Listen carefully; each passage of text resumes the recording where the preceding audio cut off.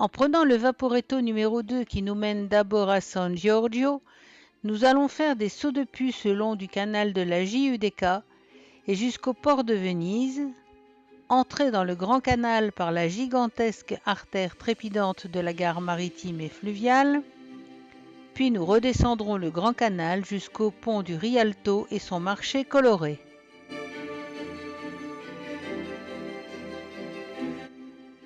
San Giorgio se trouve juste en face de San Zaccaria, notre point de départ. C'est une zone franche avec une darse, un quai et des magasins de service. L'école nautique Giorgio Sini y est installée.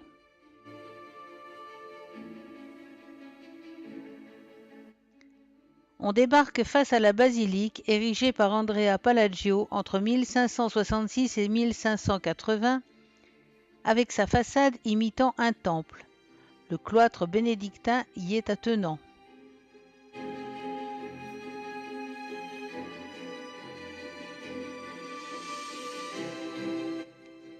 L'église est à 3 nefs, enrichie de tableaux du Tintoret, de Véronèse, de Carpaccio. Le spectaculaire système d'humidification et de refroidissement installé au centre est destiné à protéger les tableaux et les œuvres d'art. Le chœur se trouve presque au milieu de la nef centrale, avec en arrière une chapelle aux stalles très sculptée et ornée réservée au clergé.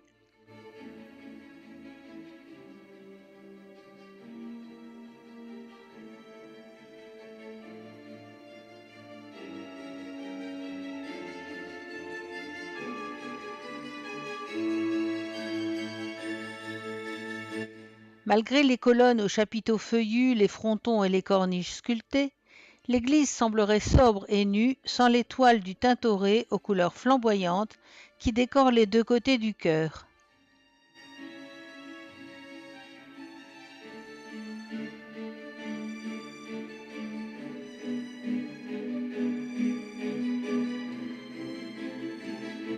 La récolte de la manne, la dernière scène, le paradis.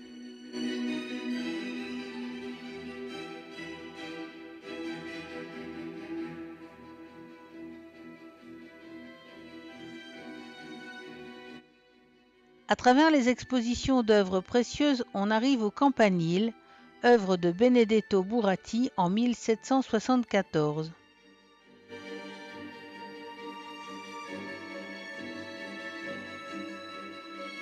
L'ascenseur y mène en quelques secondes.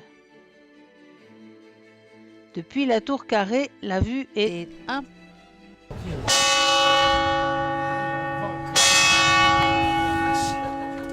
Le son des cloches éclatant juste au-dessus de nos têtes a provoqué un vacarme assourdissant et une fuite éperdue. On reprend l'observation. L'île de San Servolo, la plus proche, puis la Grazia, l'isola di San Clemente, l'isola Santo Spirito et tout au fond dans la brume, l'isola Sessola. Au sud, le canal et l'île de la Giudecca, encore appelée Spina Lunga pour appeler sa forme en arête de poisson longue et courbe.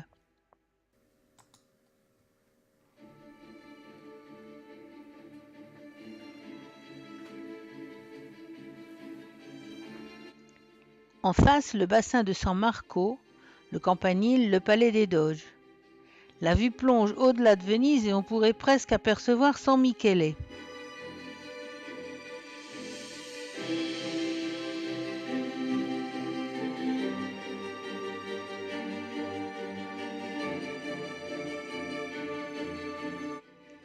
En descendant vers l'est, on aperçoit le Castello et l'Arsenal et les Giardini.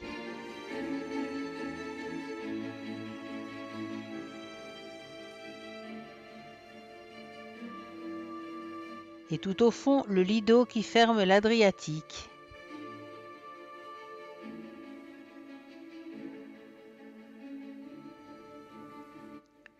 On revient sur San Servolo qui, de 1615 à 1978, servit successivement de refuge aux pestiférés, d'hôpital militaire et d'hôpital psychiatrique. C'est maintenant un centre multiculturel et à nos pieds, le Teatro Verde, amphithéâtre ouvert sur la mer, l'école nautique Giorgio Cini et les 2 cloîtres du monastère bénédictin de San Giorgio Maggiore qui datent de l'an 982.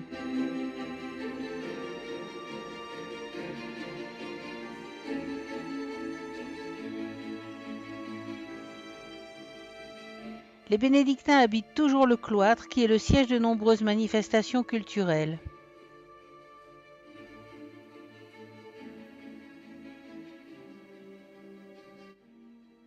On s'éloigne de San Giorgio et on longe la Giudecca, quartier constitué de 8 îlots reliés par des canaux. C'est un faubourg tranquille où se côtoient usines et jardins.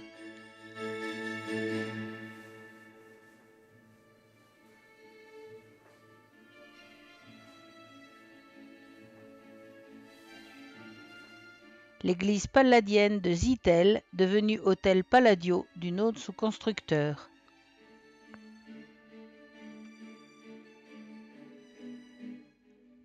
Ici, il n'y a pas que de beaux palais, mais certaines maisons ont une élégance quasi princière.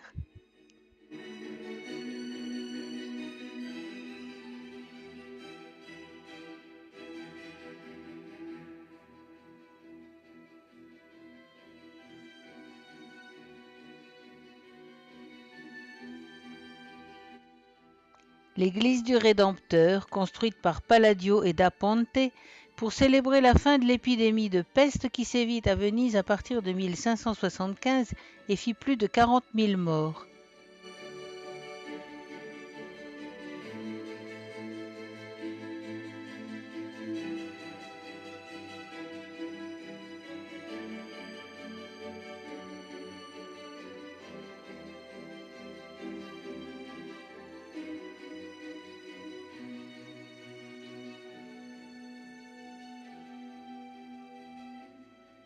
Au bout de la Spina, ce grand bâtiment rose couronné d'un dôme vert est le moulin à farine de Giovanni Stucchi. C'était une grande usine qui fonctionna de 1895 à 1954, date à laquelle elle fut rachetée par le groupe Hilton et transformée en hôtel de luxe. À partir d'ici, le Vaporetto traverse les 300 mètres de canal pour rejoindre le quartier de Dorso Duro, dont fait partie la Giudecca. L'église des Jésuites dédiée à Sainte Marie du Rosaire sur le quai des Atterrés. Elle est de style Haute Renaissance. Datée de 1724, elle ressemble beaucoup à l'église du Rédempteur qui lui fait face.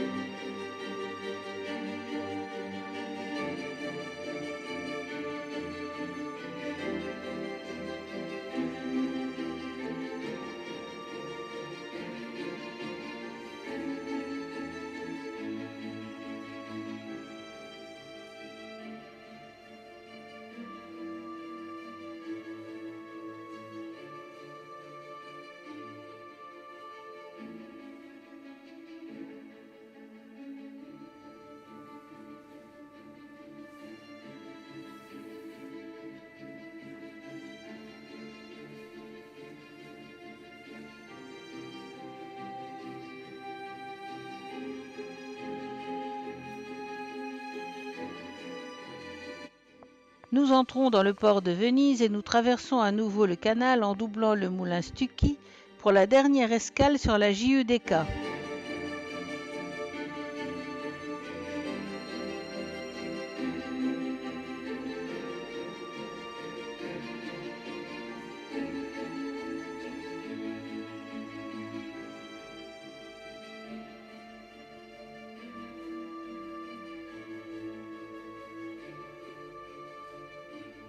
Sacca Fisola, un havre de paix à Venise.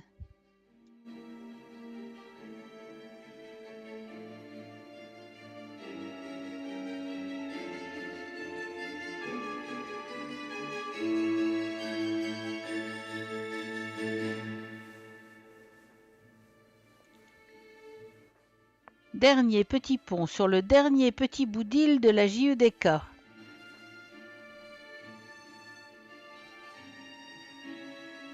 Troncheto, ou île Nouvelle, est une île artificielle de 0,18 km² qui sert de terminal pour les ferries venant du Lido de Venise.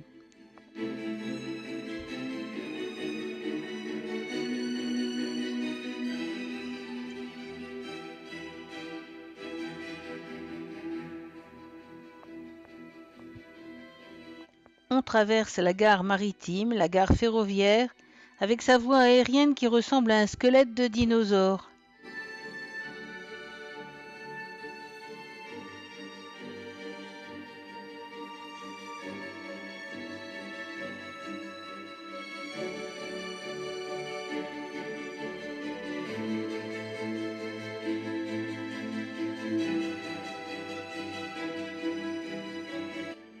En longeant le pont de Mestre qui mène à la gare Santa Lucia, terminal de l'Europe. Le nombre de ponts et de croisements est impressionnant, la circulation intense mais ordonnée.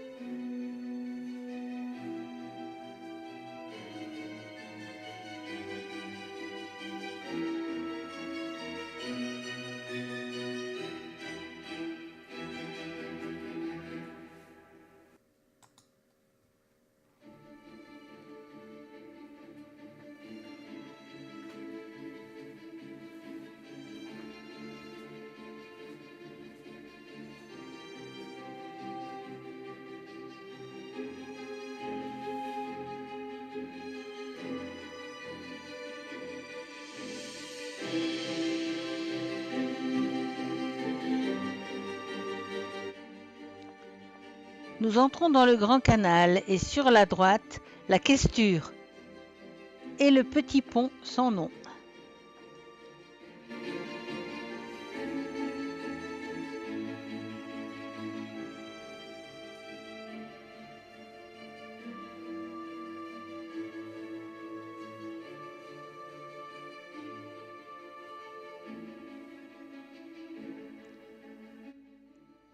Le terminal de la Piazzale Roma,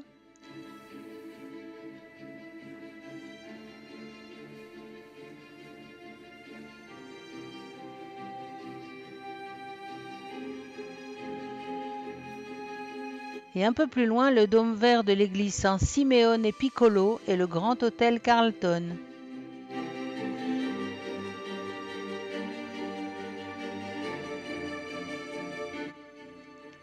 Ici, peu de touristes mais beaucoup de transport de matériaux et marchandises.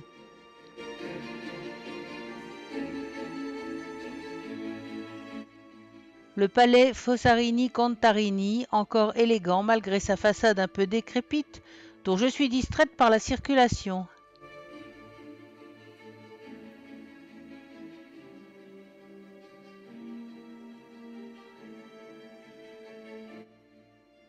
Passage sous le pont des Déchaussés, du nom des moines de l'église toute proche.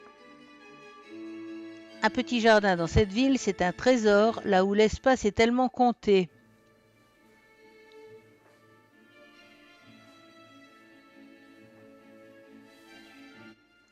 À Riva di Biasio, les maisons semblent plus basses sur l'eau.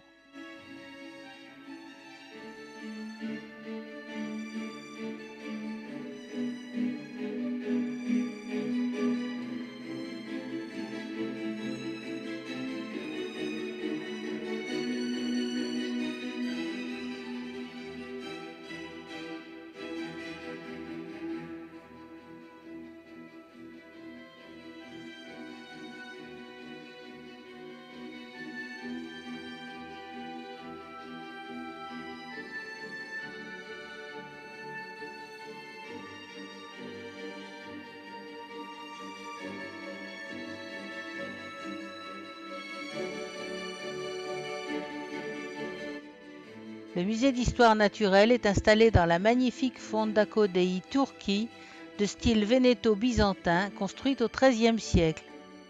Fondaco, mot dérivé du turc, signifie entrepôt. La Fondaco, en vénitien, ou la Fontego en italien.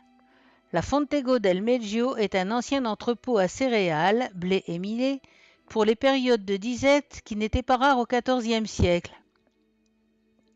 La façade avec son grand lion est tout ce qui reste du bâtiment qui abrite maintenant une école communale.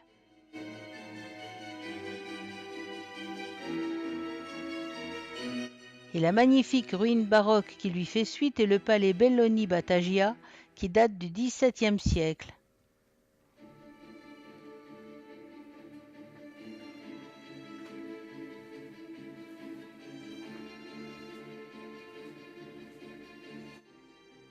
La Ca-Tron et le Palazzo Duodo sont devenus des hôtels.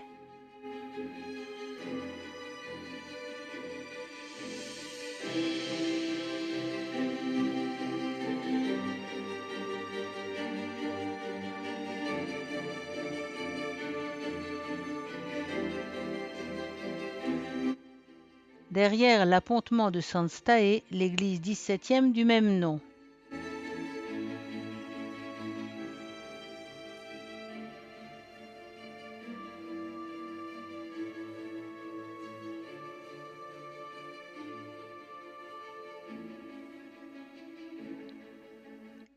La Ca' Pesaro, construite entre 1600 et 1710, possède une belle façade baroque ornée de sculptures, tandis que l'intérieur ne conserve que quelques fresques et c'est maintenant une galerie d'art moderne.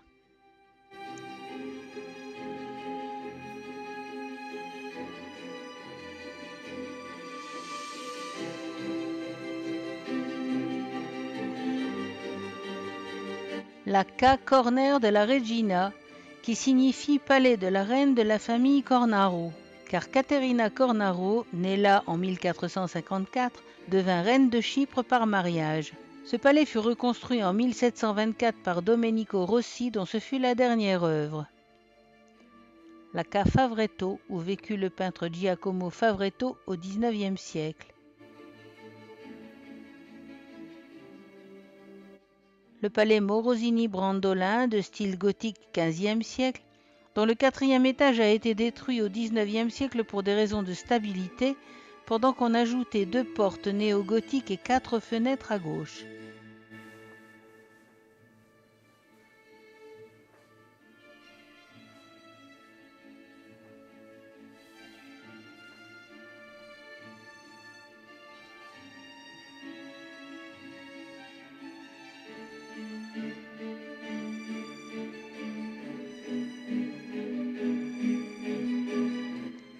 Le Ponte della Pescaria et la Pescaria, construite au XXe siècle en style néo-gothique.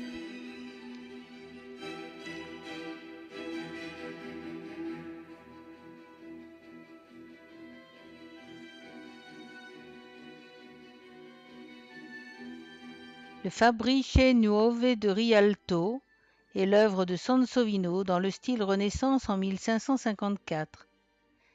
C'était le siège des magistrats chargés des tarifs commerciaux, et ces arcades reproduisent l'architecture des Fabbriche Vecchie situées dans la continuité.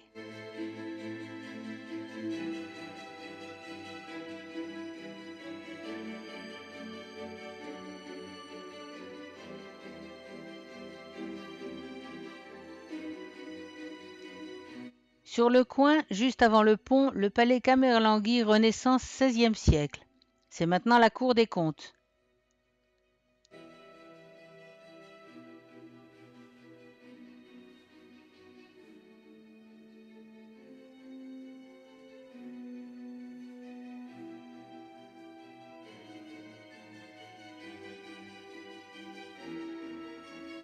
Passage sous le Rialto et escale à terre.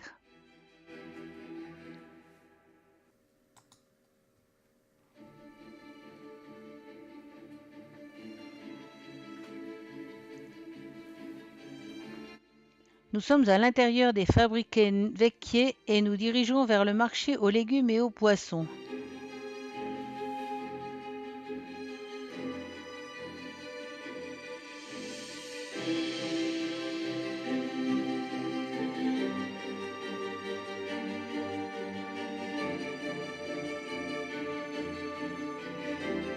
Ces marchés du Rialto sont une ode à l'abondance et ils ont été fondés en 1097.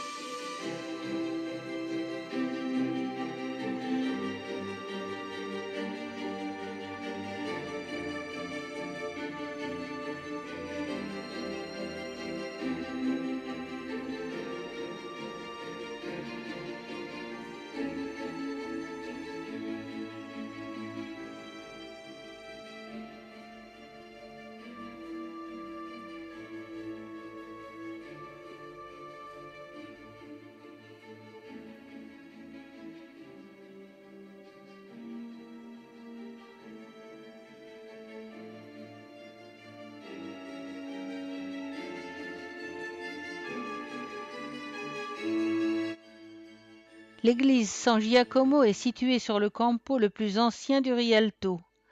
Le marché lui-même est dû à l'architecte Scarpanino, qui le reconstruisit après un incendie en 1597.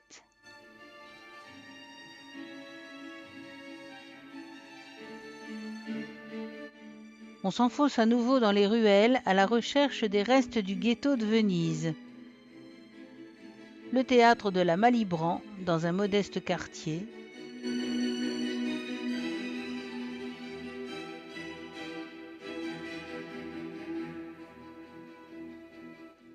De superbes arcs de porte débouchent sur un campo plus modeste encore. Ce sont les contrastes de Venise.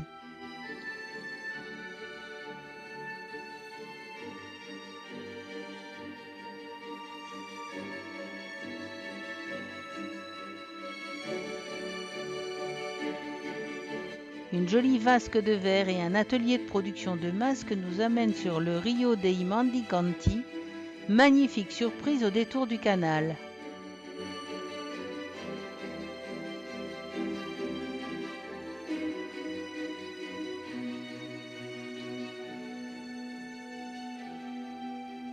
San Zanipolo est dédié à deux martyrs de l'église du VIe siècle, Jean et Paul, en dialecte vénitien.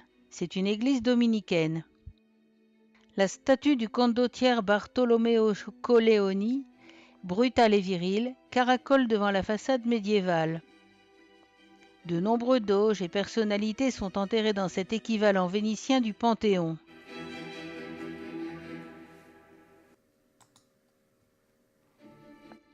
Cet édifice énorme est construit en briques rouges dans le style gothique vénitien du XVe siècle, sur les ruines de la première église qui datait de 1246.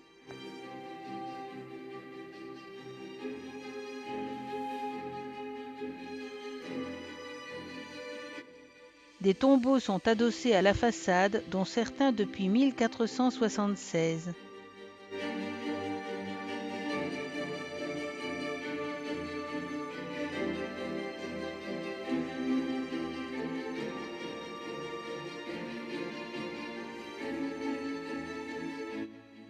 Le plafond de la chapelle de la sacristie.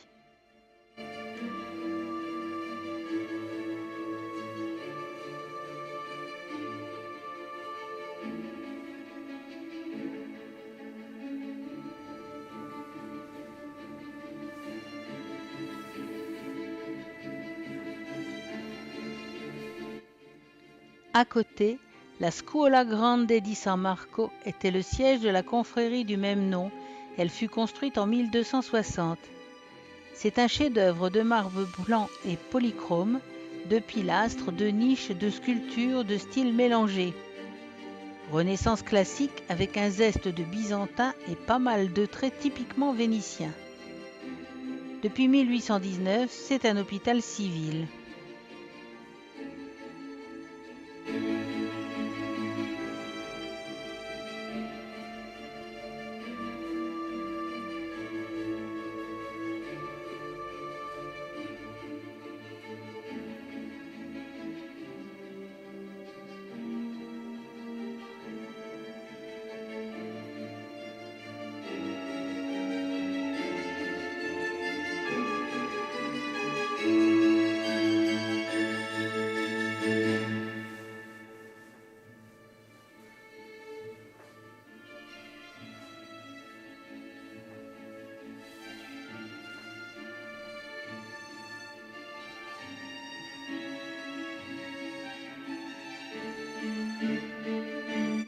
on quitte le Campo Zanipolo, l'un des plus grands de Venise, et on longe l'hôpital civil et le quai des ambulances.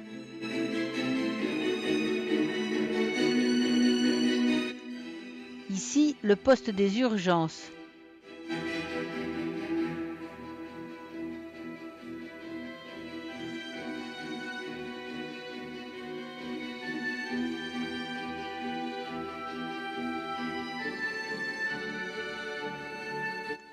On débouche sur le pont des Fondamente Nuove, juste devant le cimetière de San Michele.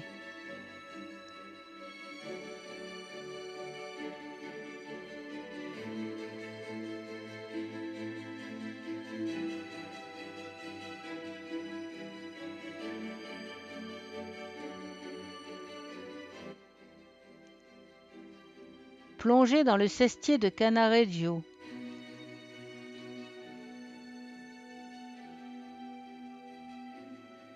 L'église des Jésuites, dédiée à l'Assomption de la Vierge Marie, a été construite par Domenico Rossi, architecte également de l'église de San Stae. 8 colonnes soutiennent 8 statues qui, avec les 4 entourant le porche, représentent les 12 apôtres.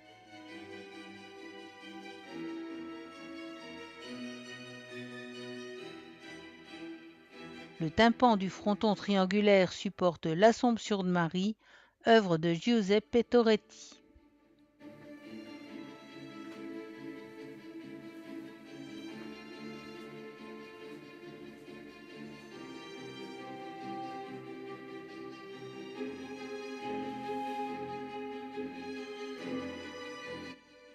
Les voûtes sont peintes de fresques d'origine.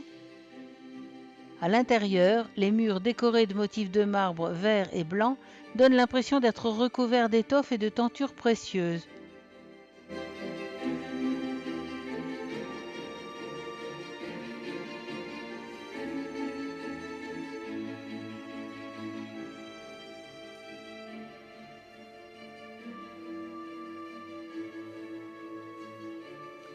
Toujours en direction du quartier du Ghetto. Les ruelles étroites, les habitations hautes et modestes montrent encore des motifs surprenants.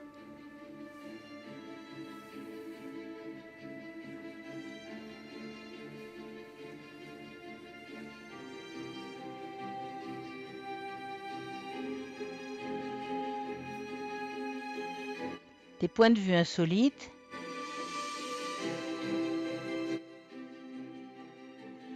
Des spectacles ordinaires.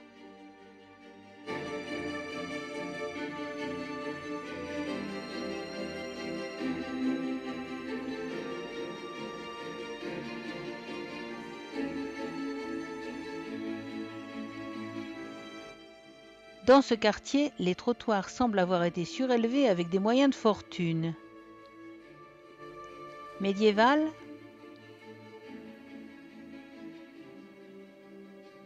Hare Krishna.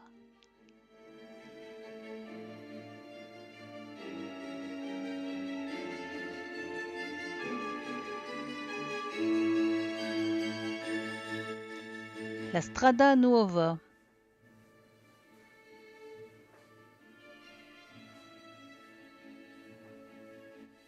L'église de la Sainte-Foi.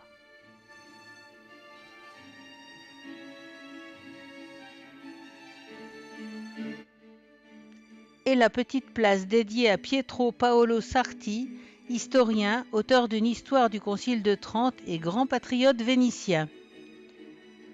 Dans la rue Neuve, bordée de boutiques de toutes sortes, les vendeurs à la sauvette, en pleine tractation avec les carabiniers.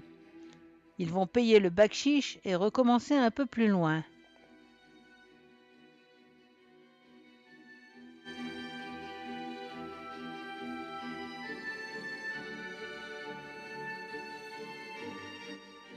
L'église de la Maddalena.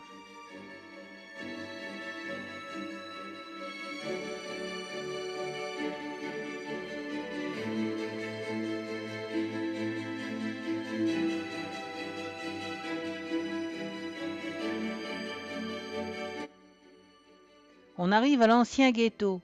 Cette résidence fut imposée aux Juifs par la Sérénissime dès l'an 1500.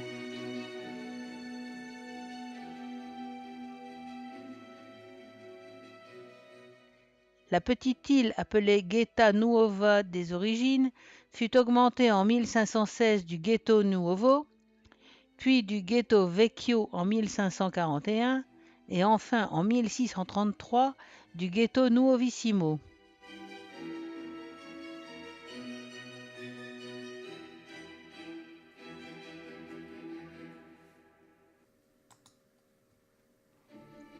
Ce pont mène à l'une des entrées du Ghetto Nuovo. Ici, les logements sont de plus en plus hauts car les Juifs parqués sur des surfaces incompressibles ne pouvaient développer leurs habitations qu'en hauteur.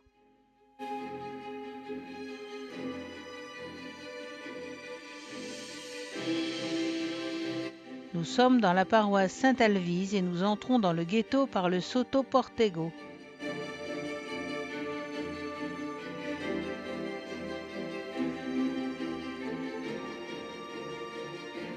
Sur la place, un mur commémoratif et un ancien puits.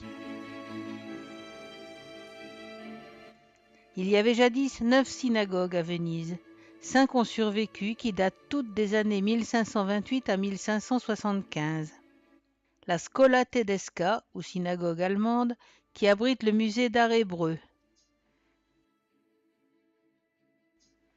La Schola Canton, pour les Français et les Suisses, qui sert au mariage.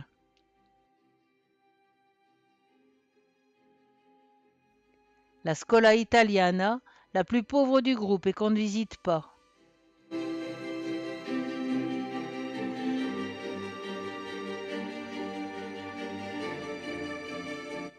On traverse la place du Ghetto Nuovo pour entrer dans le Ghetto Vecchio.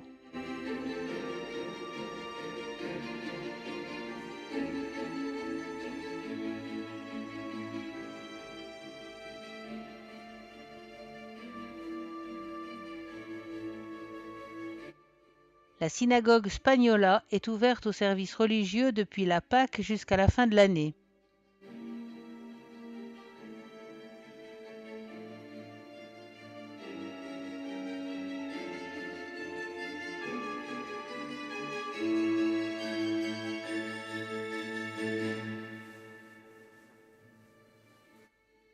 La synagogue levantina, qui était destinée aux séfarades, est en service depuis le début de l'année jusqu'à la Pâque.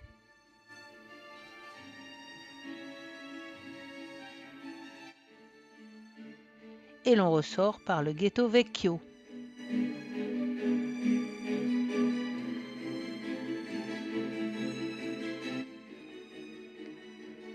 Le Vaporetto nous mène vers Saint-Marc en passant par le canal de Cannaregio, sous le Ponte delle Guglie ou des spires, décorés de balustrades et de gargouilles.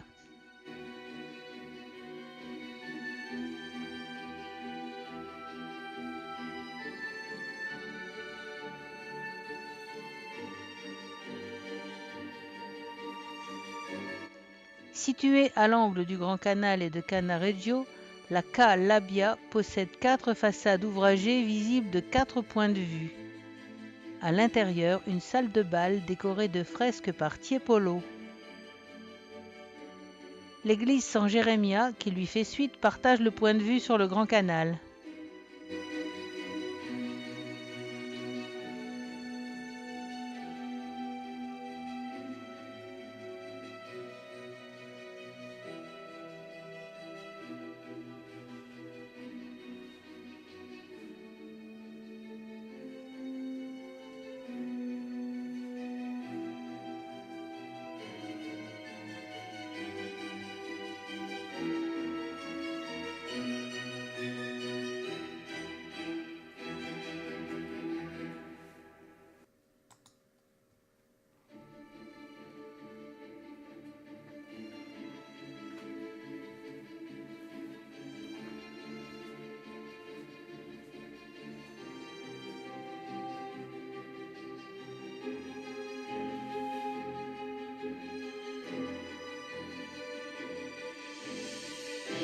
Juste après le Ponte dei Scalzi ou des Déchaussés, l'église construite en marbre de Carrare par les Carmélites aux pieds nus, un ordre mendiant, a été consacrée en 1705.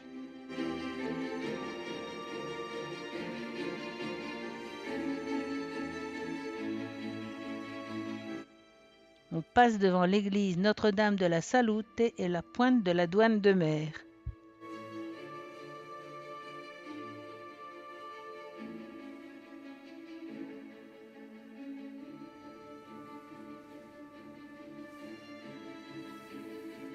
Et puis en route vers le Palais des Doges et le terminus du voyage.